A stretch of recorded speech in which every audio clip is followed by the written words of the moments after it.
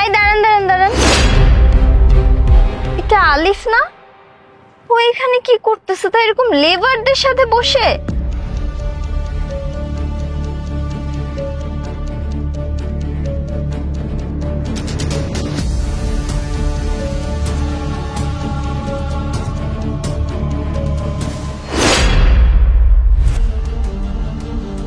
আলিফ, কি খাইতেছো তুমি এসব? এগুলো মানুষ খায়, এগুলো মানুষের খাবার। আপনি এটা কি করলেন? আমার খাবার ফেলে দিলেন কেন? হাই, আমি তোর বউ, আমাকে চিনতে পারতেছিস না তাই না? তাই তো বলি, প্রতিদিন অফিসের কথা বলে তুমি এখানে আসো, এখানে এসব করতেছো কেন? দেখেন, আমি আপনার কোনো স্বামী না। আপনি আপনি এখান থেকে চলে যান।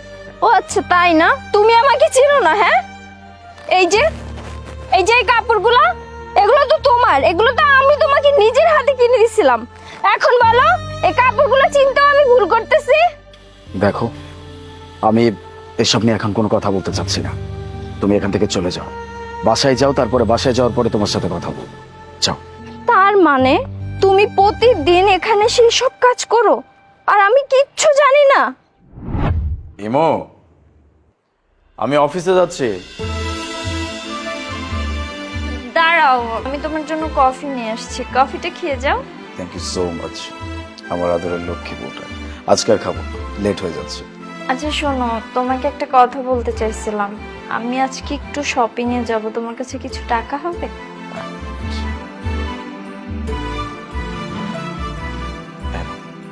সাবধানে থেকো, আমি যাই। আজকে তোমার জন্য একটু তাড়াতাড়ি ফিরবো। তুমিও সাবধানে যেও। ঠিক আছে।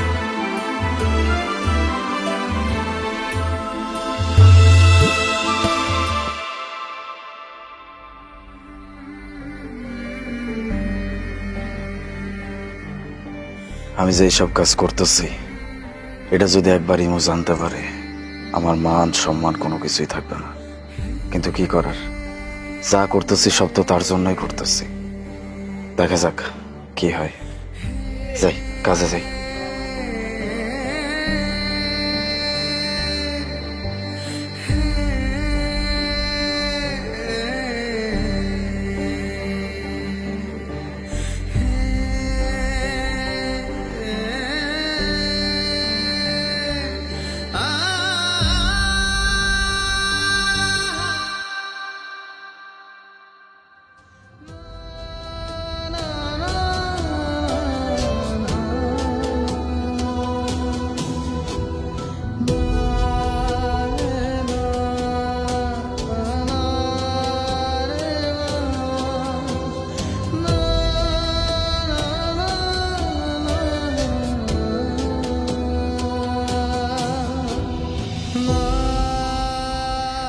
বকর ভাই, খাওয়া শুরু করে দিচ্ছেন?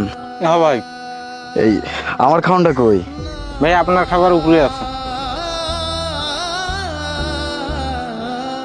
আপনার অনেক ধন্যবাদ বকর ভাই, আপনি প্রতিদিন কষ্ট করে আমার জন্য খাবার নিয়ে আসেন। ইমো, তুমি প্লিজ এখান থেকে চলে যাও। আমি তো বললাম আমি বাসায় গিয়ে তোমার সাথে কথা বলবো। যাও। একদম চুপ, খবরদার, আমি কোথাও যাব না। তুমি এখানে এসে প্রতিদিন শেষমেশ তোমার এত অধপতন হলো যে তুমি এখানে এসে রাজমিস্ত্রির কাজ করতেছো। হ্যাঁ, আমি রাজমিস্ত্রি, আমি রাজমিস্ত্রি। আমার কোনো উপায় ছিল না। আলিফ, তুমি আমাকে কেন এতদিন কিছু বলো নাই যে তোমার চাকরি চলে গেছে? তুমি আমাকে একটাবার বললেই তো পারতা। না, আমি বলতে পারিনি, আমি বলতে পারিনি। মুখ ফুটে তোমার সামনে গিয়ে যে সবকিছু খুলে বলবো সেই সাহস আমার হয়নি। আমার ব্যর্থতা, আমার কাপুরুষত্ব, এই সবকিছু আমি তোমার সামনে প্রকাশ করতে চাইনি, তাই আমি তোমাকে বলতে পারিনি। আর তাছাড়াও আমি যে কাজ করতেছি এটা তো ছোট কোনো কাজ না, এটাকে তো ছোট করে দেখার কোনো মানে হয় না, তাই না? এখন আমার বিপদ চলতেছে, এই জন্য আমি এই কাজ করতেছি। যখন আমার ভালো দিন চলে আসবে আমি করবো না, আমি ছেড়ে দিব। আলিফ, তোমার চাকরি চলে গেছে, এটা তুমি আমাকে বলবা না? কি করে বলবো ইমু? হুট করে যখন তুমি এসে আমার কাছ থেকে 5,000 টাকা চাও, তখন আমি কি বলবো? এটাই বলবো যে আমার চাকরি নাই, আমার চাকরি চলে গেছে, আমি তোমাকে টাকা দিতে পারবো না? তোমার বাবার বাড়িতে থাকতেছি, মায়ের হাতে কিছু টাকা তো দিতে হয়, সে টাকা আমি কিভাবে দিব, কোথায় থেকে দিব? একে তো থাকতেছি ঘর জামাই, তার উপর আবার বেকার। না আলিফ, তোমার এইসব কথা আমি মানতে পারলাম না। আমি তোমার বউ, তোমার ভালো সময় যেমন আমি তোমার পাশে থাকবো, তেমনই ঠিক তোমার খারাপ সময় আমি তোমার পাশে থাকবো। আর এত কিছু হয়ে গেছে, তুমি একবার আমাকে মুখ ফুটে কিছু বললা না। তুমি আমাকে একবার বলতে, আমি তোমার পাশে থাকতাম। আর তোমার এত বড় একটা বিপদ, আমি তোমার পাশে দাঁড়াবো না, তুমি এটা কিভাবে ভাবছো? ইমু, ব্যাপারটা তুমি যতটা সহজভাবে চিন্তা করতেছো, আমি কোনোভাবে এত সহজভাবে চিন্তা করতে পারতেছি না। আসলে ব্যাপারটা কি জানো, পুরুষ মানুষের হাসি মুখটা সবাই দেখতে পারে, কিন্তু পুরুষের কষ্ট, পুরুষের কান্না, এসব কিছু কারো চোখে পড়ে না। কেন জানো? কারণ এইসব কিছু আমরা প্রকাশ করতে পারি না। হইছে, তোমার এই সমস্ত মোটিভেশনাল ডায়লগ এখন বন্ধ করো, বাসায় চলো। আমি তোমার জন্য আজকে তোমার সব পছন্দের রান্না করছি, চলো তো চলো। আমি হয়তো আর কখনো সফল হইতে পারবো না, কখনো পারবো না। এটা কি বলছো আলিফ?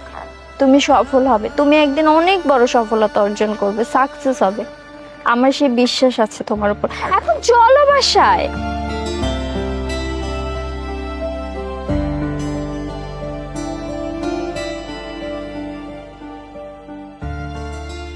অপর ভাই, আপনার অনেক ধন্যবাদ। আসি। আচ্ছা ভাই।